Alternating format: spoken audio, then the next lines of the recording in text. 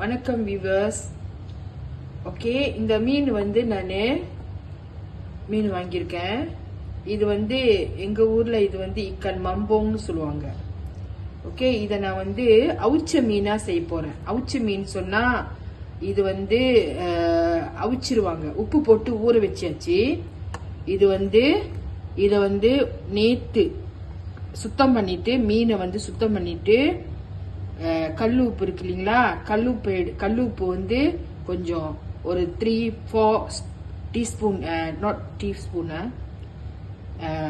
Table ஸ்பூன்ல வந்து உப்பை வந்து கலந்துட்டு இதுல கலந்துட்டு நேற்று ராத்திரி நான் வந்து ஊற வச்சுட்டேன்.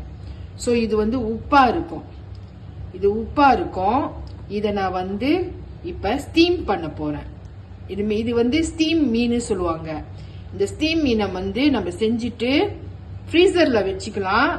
எப்ப நம்மளுக்கு தேவைப்படுதோ அதை நம்ம எடுத்துட்டு கொஞ்ச நேரம் அந்த அந்த ஐஸ் போன பிறகு நம்ம வந்து இதை பொரிச்சுக்கிட்டு கோங்கூரா சொல்லுவாங்கல்ல, கோங்கூரா இது அந்த பெரட்டல் அந்த இதுக்கெல்லாம் வந்து இது ரொம்ப ருசியா இருக்கும். இதை சேர்த்துக்கலாம், சாம்பாருக்கு நல்லா இருக்கும். இது வந்து எங்க மலேசியால இது வந்து ரொம்ப ஃபேமஸான ஒரு உணவு. இது வந்து அவிச்ச மீன் சொல்லுவாங்க, அவிச்ச மீன். ஸோ மீன் அவிச்சது. ஸோ இதுதான் வந்து இன்னைக்கு நான் உங்களுக்கு செஞ்சு காட்ட போறேன்.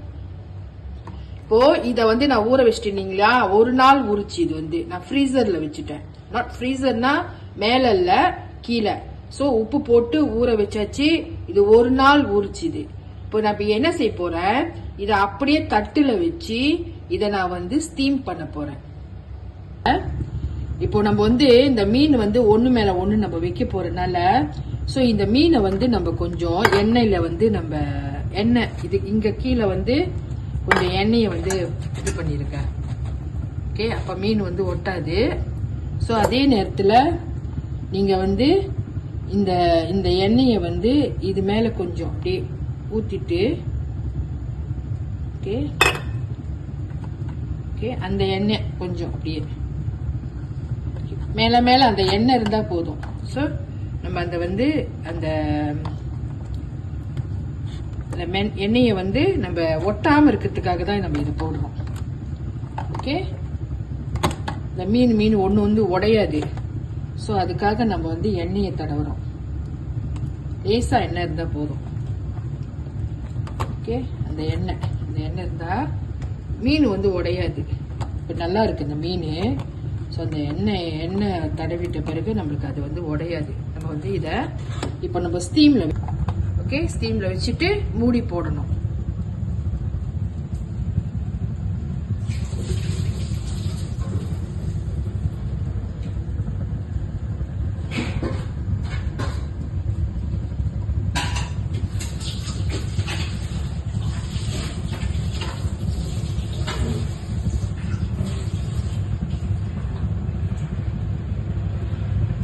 இது வந்து நீங்க இப்போ இது பண்ணிருக்கீங்க இல்லையா, வச்சாச்சு, தண்ணி இருக்கு.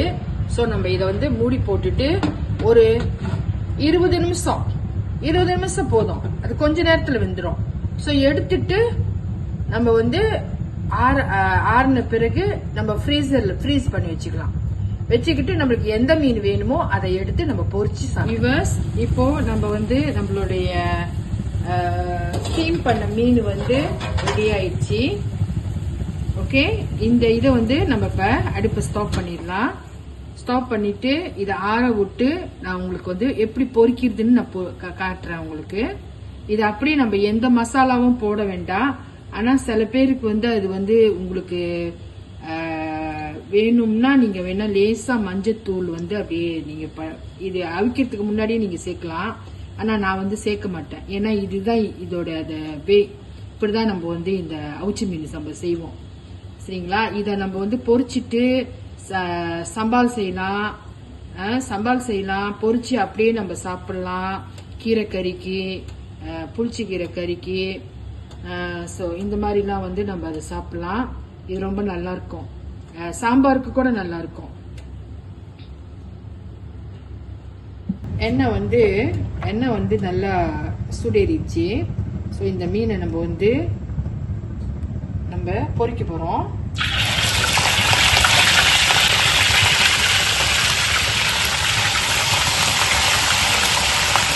எண்ணெய் பூசினால எண்ணெய் வந்து நான் தடவுனால அந்த மீன் வந்து உடையாம இருக்கு பார்த்தீங்களா.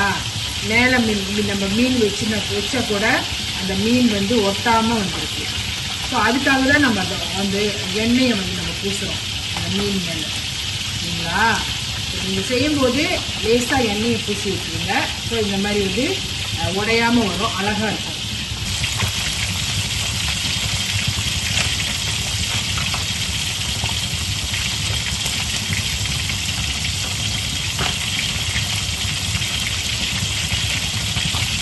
இது புது மீனால நல்லா வாசமாக இருக்கு, வாசமாக இருக்கு.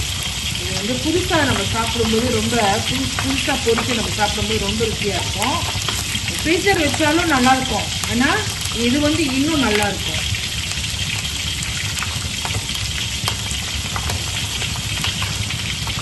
இப்போ வந்து நம்ம திருப்பிக்குவோம். லேசாக பொரிஞ்சுது. ஸோ நம்ம வந்து திருப்பிக்குவோம், சரிங்களா. ஸோ இப்போ வந்து அது உடையில பாருங்க. ஸோ இப்போ லேசாக அதை நம்ம ரொம்ப வந்து நம்ம வேக வைக்க வேணாம், ஏன்னா அது ஏற்கனவே ஸ்டீம் ஆயிடுச்சு. ஸோ லேசாக நம்ம பொரிச்சு எடுத்துக்கிட்டாவே போதும். இன்னும் ஒரு தடவை ஒரு பக்கம் வந்து திருப்பிட்டு ஒரு பக்கம் திருப்பிட்டு இன்னொரு பக்கம் அது திருப்பிட்டு எடுத்துடலாம். ஸோ இப்போ வந்து பொரிஞ்சு எடுத்துக்காருங்க.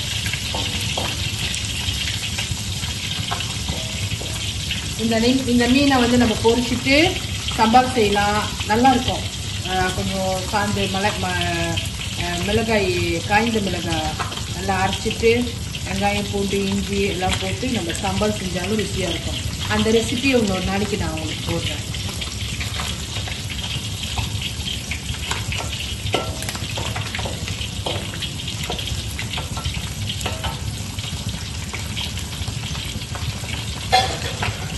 இது பொரிச்சிருச்சு. ஸோ இப்போ நம்ம வந்து இது எடுக்கலாம்.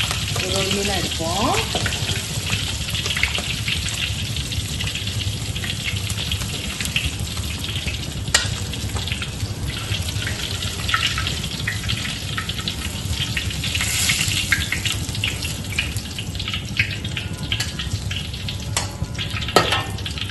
ஓகே, இப்போ இதுதான் பொரிச்ச மீன். இதை நம்ம அப்படியே எடுத்து சாப்பிட்டுக்கலாம். அப்படியே சோறோடு வச்சு சாப்பிட்டாலும் நல்லாயிருக்கும். கீரைக்கறி, கோங்கூரை கறி வச்சு சாப்பிட்டா, புளிச்சக்கீரை கறி நல்லாயிருக்கும் சாப்பிட்டீங்கன்னா. ஓகே வியூவர்ஸ், நன்றி.